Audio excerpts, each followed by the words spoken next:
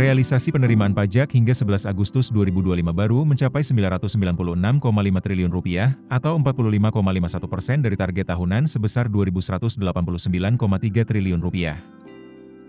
Penerimaan pajak hingga Agustus itu turun 16,72% dibandingkan periode yang sama tahun lalu.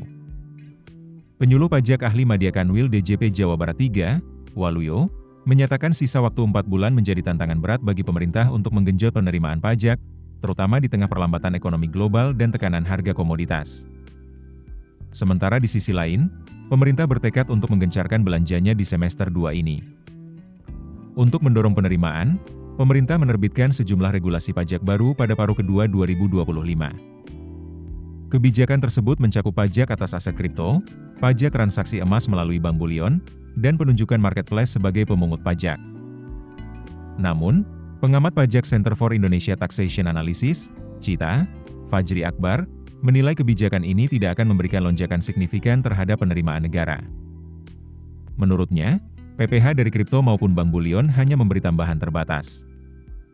Sementara itu, penunjukan marketplace sebagai pemungut pajak lebih berfungsi untuk meningkatkan kepatuhan pelaku usaha yang sebelumnya belum patuh, bukan menambah beban pajak.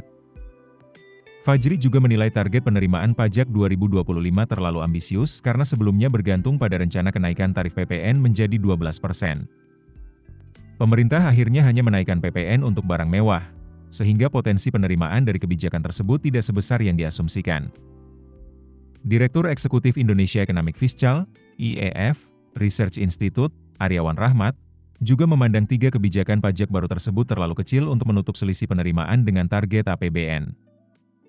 Ia memperkirakan realisasi penerimaan pajak tahun ini hanya akan mencapai Rp2.077 triliun Rp 2.077,5 triliun, atau sekitar 95% dari target.